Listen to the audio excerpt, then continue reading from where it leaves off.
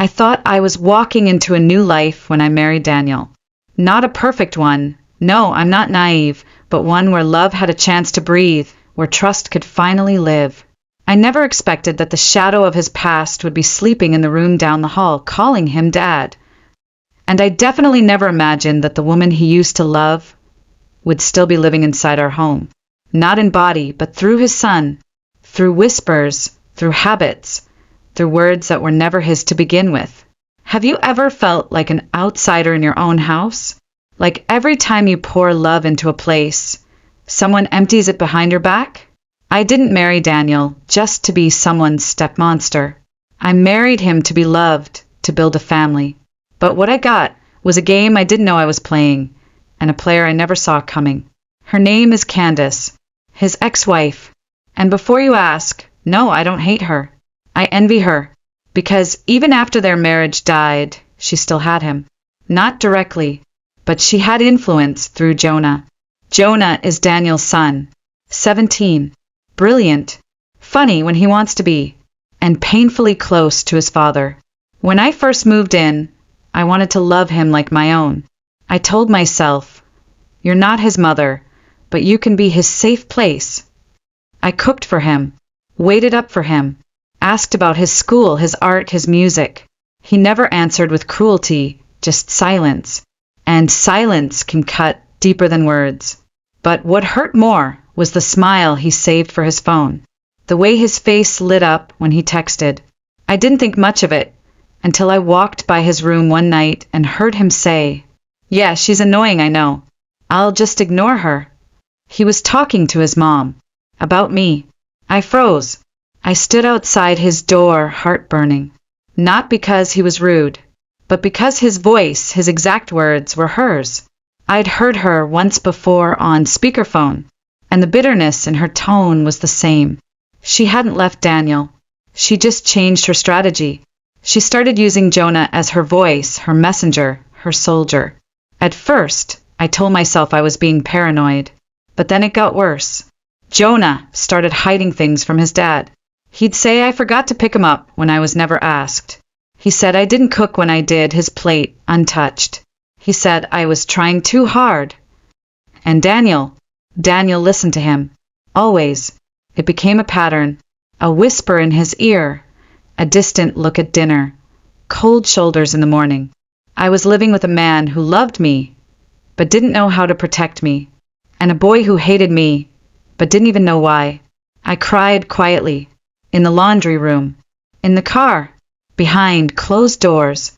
I began to shrink, to stop speaking, because everything I said became evidence for a crime I didn't commit. And then one night, I saw Jonah crying. It was late. Daniel was asleep.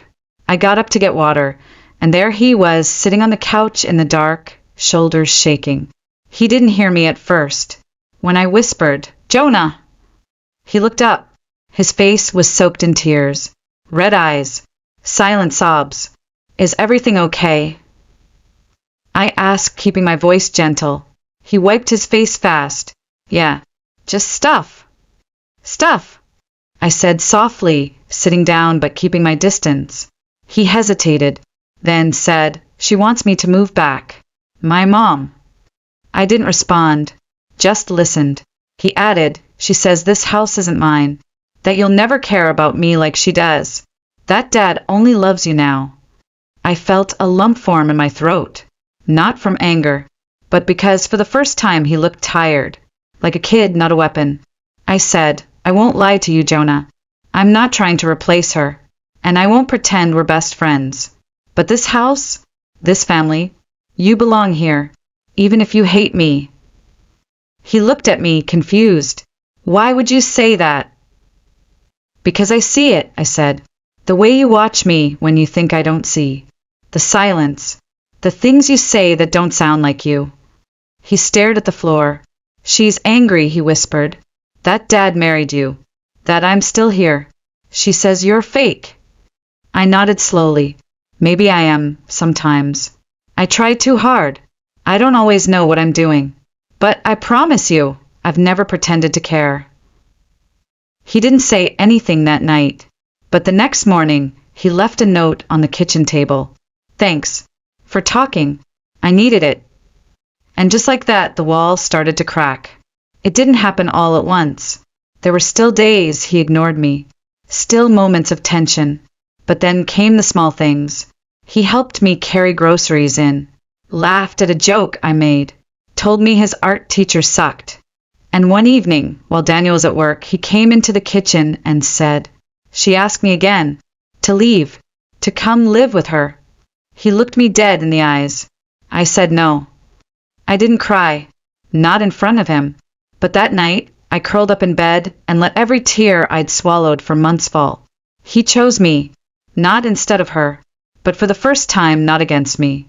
When I told Daniel everything, the phone calls, the manipulation, the lies he broke, he felt guilt, rage, regret.